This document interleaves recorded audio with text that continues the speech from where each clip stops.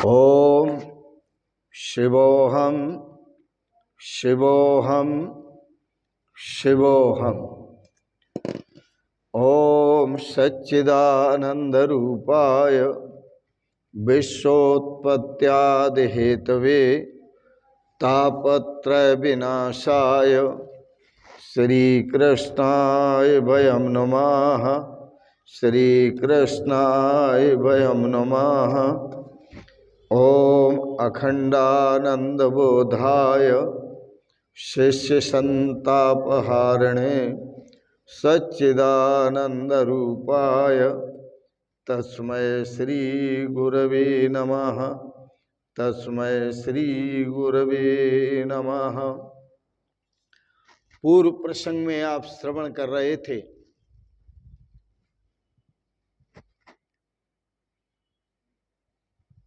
महापुरुषों की सेवा और सत्संग, यह मुक्ति का द्वार है। कामियों का संग करना नरक का द्वार है।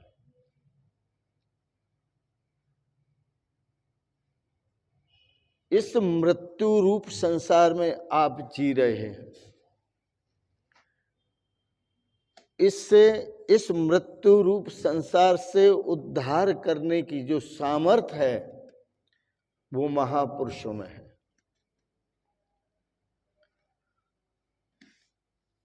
और उन महापुरुषों की चरण शरण प्राप्त करने के लिए सत्कर्मों की आवश्यकता है,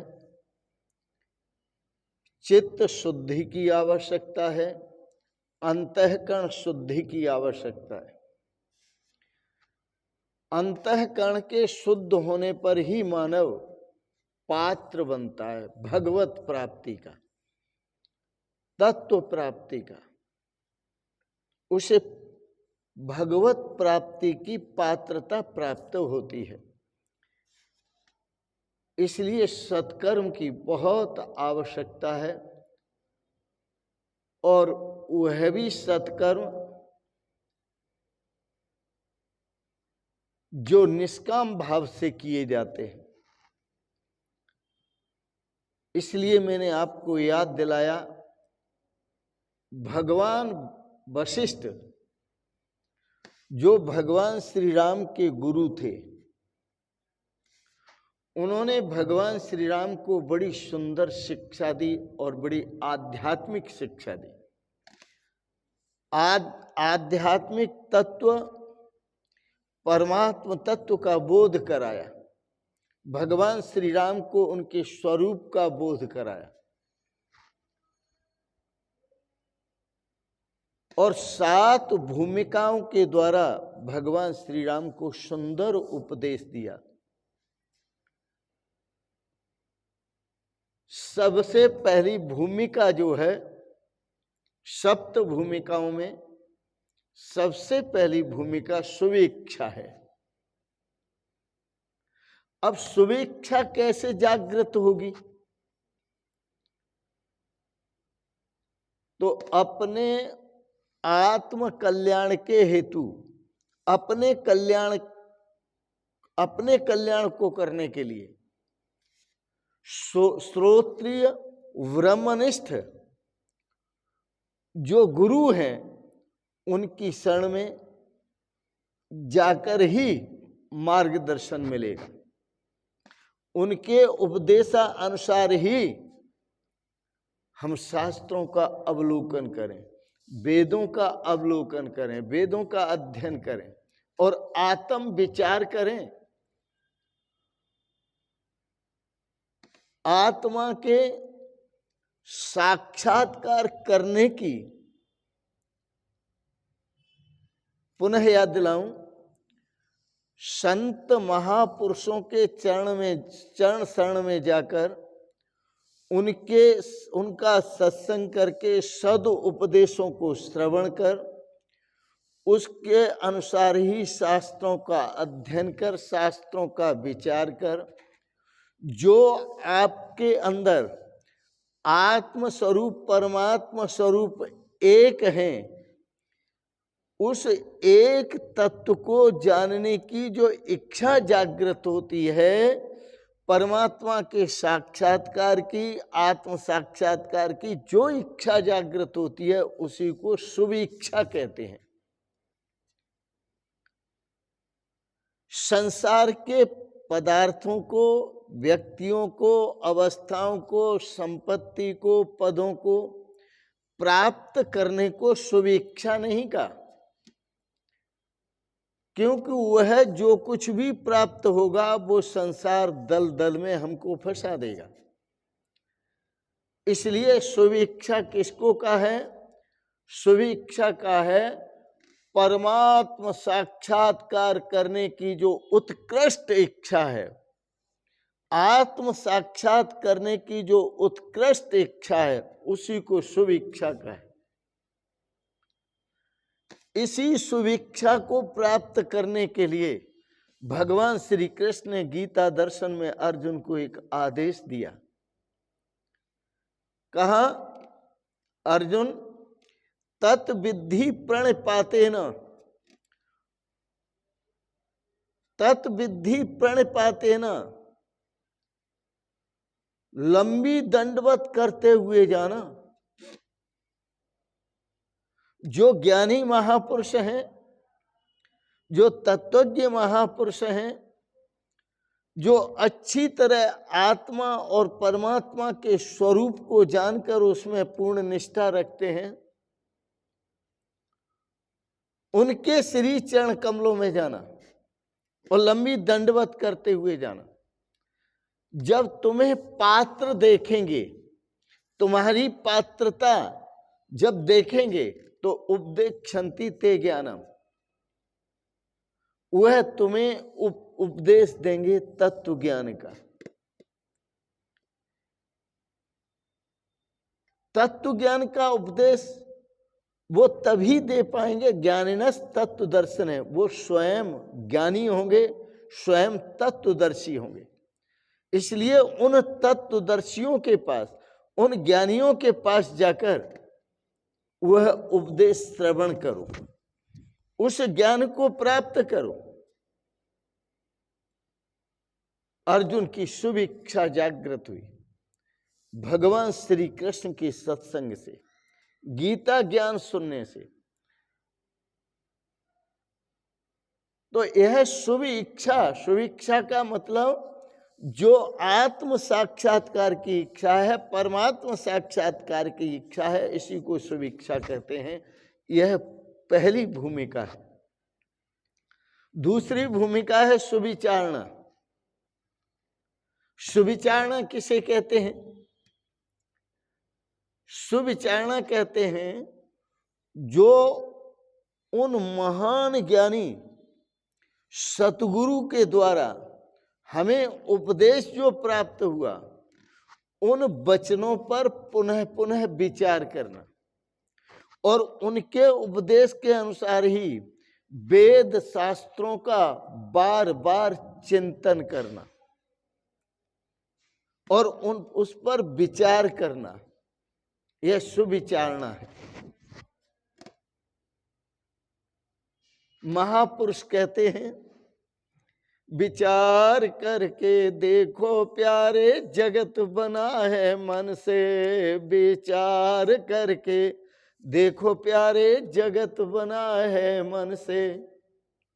यह संसार स्वप्न में रचता तुरियापन चेतन से, यह संसार स्वप्न में रचता तुरियापन चेतन से।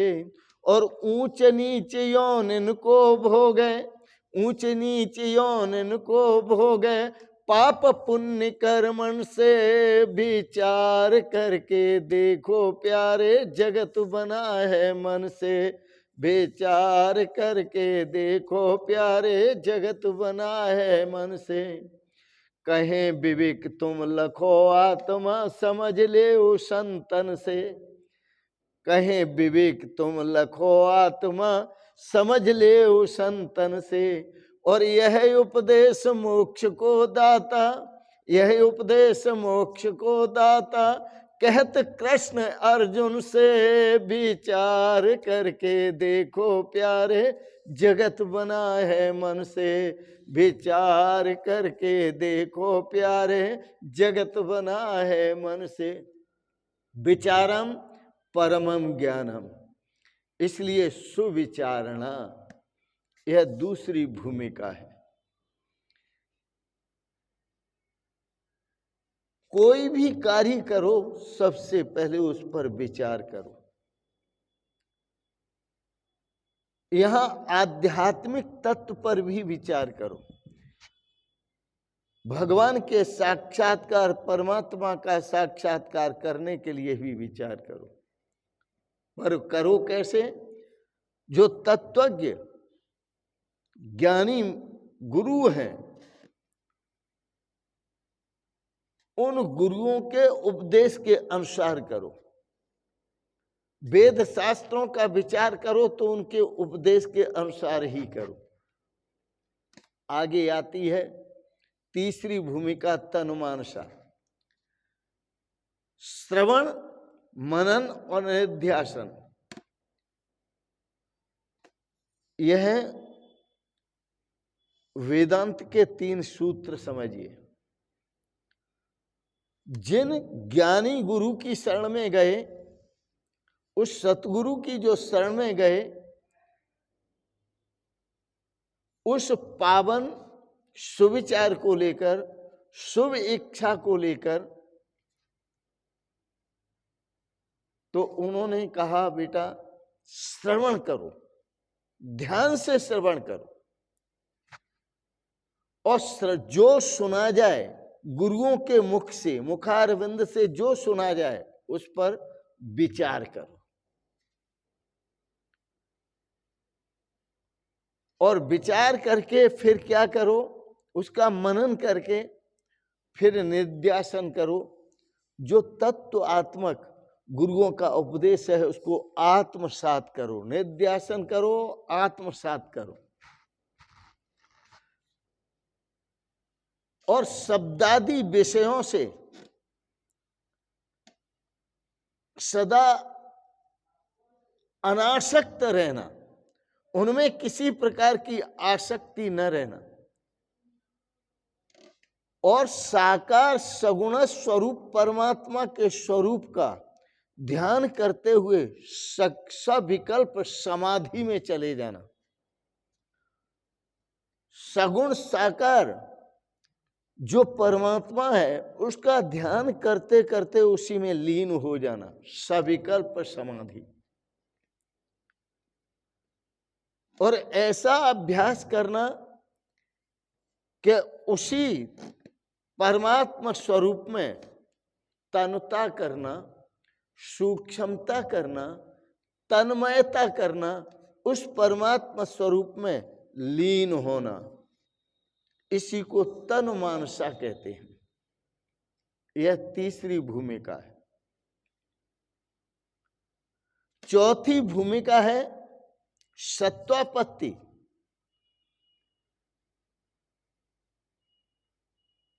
यह जो सत्वापत्ति है,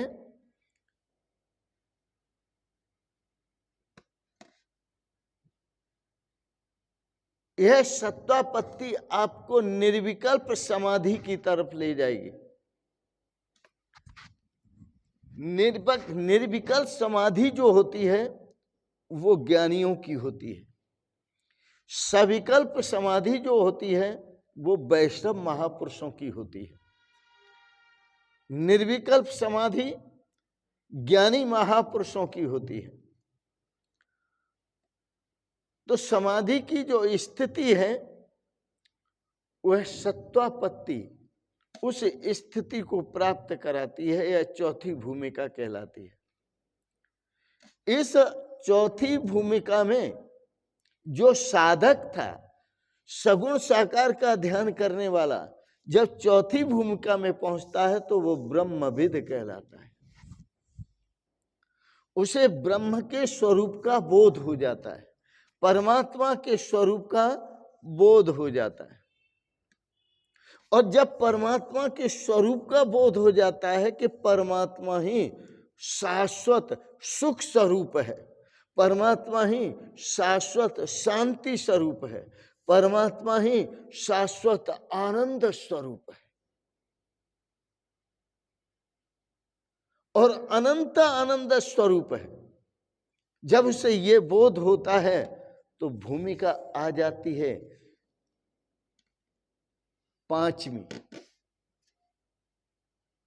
पांचवी भूमिका क्या है? असंशक्ति। जब उसे ये बोध हो जाता है कि परमात्मा ही, भगवान कृष्ण ही अनंत आनंद स्वरूप हैं, अनंत शाश्वत शांति और सुख स्वरूप हैं, तो उसकी असंशक्ति संसार के पदार्थों में, व्यक्तियों में आसक्ति का अभाव होने लगता है। संसार के भोगों में उसका अभाव होने लगता है, आसक्ति हटने लगती है, क्योंकि वह परमानंद स्वरूप परमात्मा को जानकर, उस परमात्मा का अपरोक्ष कर ब्रह्म आत्म भावना को प्राप्त होता है। और ब्रह्मात्म भावना का साक्षात्कार किसी चमत्कार से कम नहीं है। और जब उसको यह साक्षात्कार होता है ब्रह्म आत्मा की एकता का, तो कर्मों में असंशक्ति, उसकी आसक्ति समाप्त होती है।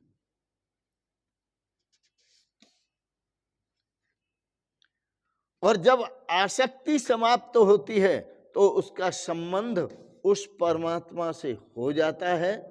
इसी को असंशक्ति कहते हैं। और ऐसा संबंध हो जाता है परमात्मा से अटूट। अब आप संसार की वस्तुएं, संसार के व्यक्ति, संसार के पदार्थ, संसार के लोग, कोई भी उसे बहका नहीं सकते। वो अपने सिद्धांत में, अपने आत्म स्वरूप में, अपने ब्रह्म स्वरूप में बिल्कुल निष्ठ, आत्मनिष्ठ हो जाता है, वह ब्रह्मनिष्ठ हो जाता है।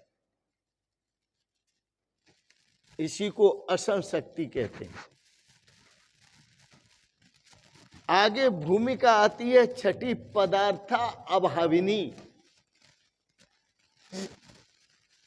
पदार्थ अभाविनी उस महापुरुष की दृष्टि में जिसने आत्म साक्षात्कार किया, परमात्म साक्षात्कार किया ब्रह्म आत्मैक्य भाव से, और पांचवी भूमिका असंशक्ति को प्राप्त हुआ, उसकी दृष्टि में पदार्थों का अभाव हो जाता है, जगत का अभाव हो जाता है, पदों का अभाव हो जाता है, भोग विलास का अभाव हो जाता है। इसलिए यह छठी भूमिका का नाम है पदार्थ अभाविनी। संसार के सुखों का उसकी दृष्टि में अभाव हो जाता है। और जब अभाव हो जाता है तो उसके अंदर संसार की इच्छा किसी प्रकार की होती ही नहीं, वो इच्छा ही समाप्त हो जाती है। इसलिए इस पदार्थ अभाविनी छठी अवस्था को कहा है। आगे सातवीं अवस्था है तुरीयगा। तुरीयगा अवस्था तीनों अवस्थाओं के पार है। तुरीयगा का मतलब श्रवण, तुरीयगा, तीन अवस्थाएं होती हैं, जागृत, स्वप्न और सुषुप्ति। पदार्थों का अभाव तो आपको सुषुप्ति में भी हो जाता है, क्योंकि जब आप गहरी नींद में सो जाते हैं तो गहरी नींद में सोए हुए व्यक्ति को किसी का भान नहीं होता, न भाई का, न बहन का, न परिवार का, न घर का, न देश का, न दुनिया का, न जगत का, न भोगों का, न वासना, कोई भान किसी प्रकार का नहीं होता। उस सुषुप्ति अवस्था में भी पदार्थों का अभाव हो जाता है। तो आप कहें ये तो ज्ञान की अवस्था है। नहीं नहीं, ये ज्ञान की अवस्था नहीं है। क्यों? ज्ञान की अवस्था इसलिए नहीं है कि सुषुप्ति में जिसके लिए पदार्थों का अभाव हो गया, गहरी नींद में जाने पर उसको पूछो तुम्हें कुछ खबर थी किसी की, माता की, पिता की, भाई की, बहन की, पत्नी की, बच्चों की, किसी की खबर थी? बोले साहब ऐसी नींद आई कि हम बिल्कुल बेखबर सोए। यही खबर थी कि हम बेखबर थे। अब वो कहता है कि यही खबर थी कि हम बेखबर थे, तो मैं आपसे पूछता हूं कि जब वो स्वयं बेखबर था तो ये खबर लाकर किसने दी कि मैं बेखबर था? ये भी तो एक खबर है। संसार के पदार्थों की भी खबर है और ये भी एक खबर है कि मुझे ऐसी नींद आई कि मैं बिल्कुल बेखबर था, मुझे कोई ख्याल नहीं था, कोई खबर ही नहीं रही। तो ये खबर कौन लाया? सबके सो जाने के बाद भी आप स्वयं आत्म स्वरूप में जग रहे थे। यह आप स्वयं ही खबर लेके आए, आप ब्रह्म स्वरूप में जग रहे थे। यह खबर आप स्वयं लेके आए। यह बात मैं इसलिए कहता हूं कि जैसे छोटा बच्चा बालक जब मां की गोद में जाता है तो मां देखती है इसके कपड़े गंदे हैं, उतार देती है, फेंक देती है। देखती है शरीर भी गंदा है तो नवाती धुलाती है, अच्छा चंगा करती है, बढ़िया करती है, और फिर उसको सुंदर वस्त्र पहना देती है, तिलक लगा देती है, और नजर न लग जाए तो एक दाग भी।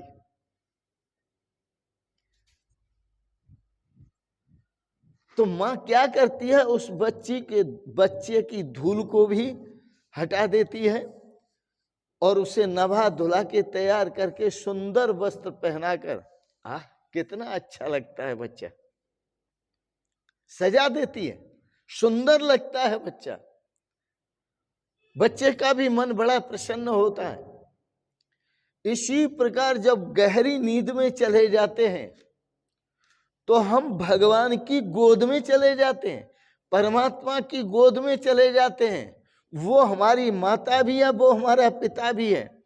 इसलिए हम उसको कहते हैं तुमेव माता च पिता तुमेव, तुमेव बंधु च सखा तुमेव, तुमेव माता च पिता तुमेव, इसलिए उसको कहते हैं।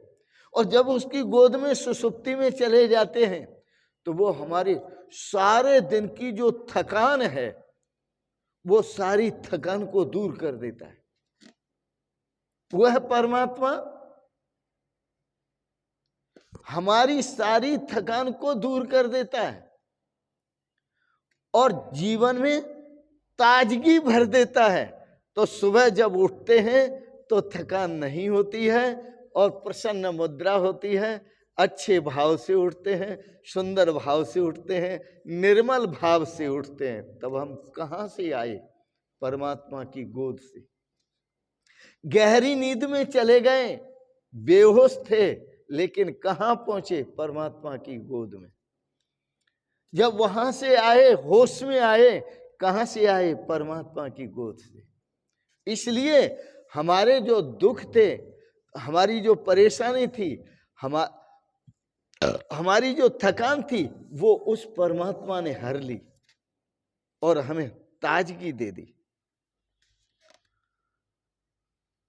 तो यह तुरीगा सुषुप्ति में जाकर हमने जिस परमात्मा से ताजगी प्राप्त की, अब हम समाधि के द्वारा, निर्विकल्प समाधि के द्वारा उसी परमात्मा की गोद में, उसी परमात्मा के स्वरूप में मिलते हैं। तो जब उस परमात्मा के स्वरूप में मिल जाते हैं, एक हो जाते हैं, तो हमारे सारे झंझट समाप्त हो जाते हैं, सारी थकान समाप्त हो जाती है, सारे कर्म समाप्त हो जाते हैं। इसे तुरीयगा अवस्था कहते हैं। तुरीयगा अवस्था चतुर्थ अवस्था। जागृत में जो दृश्य दिखता है वो सुषुप्ति में नहीं होता, और जो सुषुप्ति में दृश्य दिखता है, जो जागृत में दृश्य दिखता है वो स्वप्न में नहीं होता, और जो स्वप्न में दृश्य दिखता है वो सुषुप्ति में नहीं होता। जागृत का दृश्य स्वप्न अवस्था में विलीन हो जाता है, और स्वप्न अवस्था का दृश्य जिसमें स्वप्न देखते हैं उसका दृश्य सुषुप्ति अवस्था में लीन हो जाता है।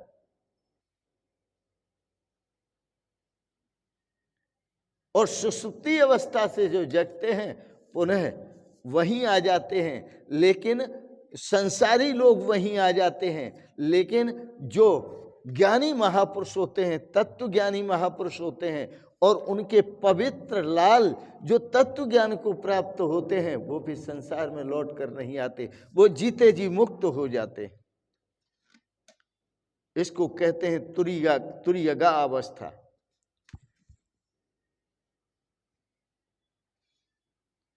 तीनों अवस्थाओं से मुक्त होना तुरीयगा है।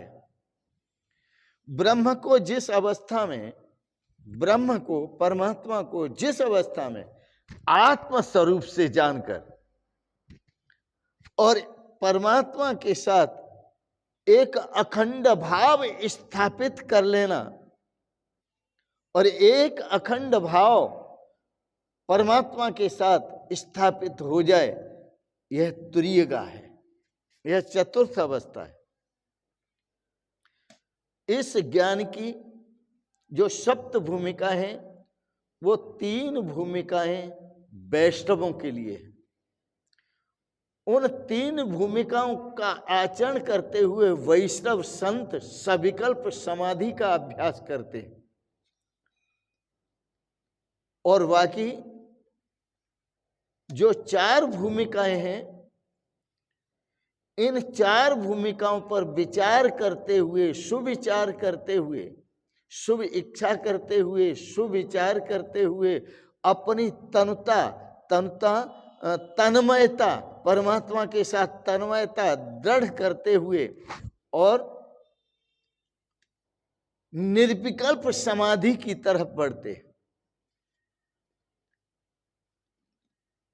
जब निर्विकल्प समाधि की तरफ जाते हैं तो उनके सभी पदार्थों का अभाव हो जाता है, और पदार्थों का अभाव होने पर वो चतुर्थ अवस्था को प्राप्त करते हैं, अर्थात आत्मा और परमात्मा के ब्रह्मात्मैक्य भाव को प्राप्त करते हैं, और उसी भाव में वह अपने आप को समर्पित रखते हुए जीवन में सदा आनंद की अनुभूति करते हैं, सदा सुख की अनुभूति करते हैं, और सदा शांति की अनुभूति करते हैं। ऐसे महापुरुषों को ही शाश्वत शांति की अनुभूति होती है, शाश्वत सुख की अनुभूति होती है, और शाश्वत आनंद की अनुभूति होती है। इसलिए यह मार्गदर्शन भगवान वशिष्ठ ने श्री राम जी को किया, आपने श्रवण किया। मैं बहुत बहुत अनुग्रहित हूँ। आप सबके प्रति कोटि से मंगलमयी कामना करता हूँ। भगवान वशिष्ठ की और भगवान श्री राम की आप पर सदा कृपा बरसती रहे, और यह ज्ञान आपको भी प्राप्त हो, और आप भी सदा जीवन जो जिए शाश्वत सुखमय, शाश्वत शांतिमय और शाश्वत आनंदमय जिए। इसी में आनंद है, इसी में सुख है, और इसी में शांति है। इन शब्दों के साथ साथ आप सबके प्रति मंगलमयी शुभ कामनाएं करते हुए बहुत बहुत शुभकामनाएं, बहुत बहुत आशीर्वाद, बहुत बहुत प्रणाम। शिवोहम शिवोहम शिवोहम।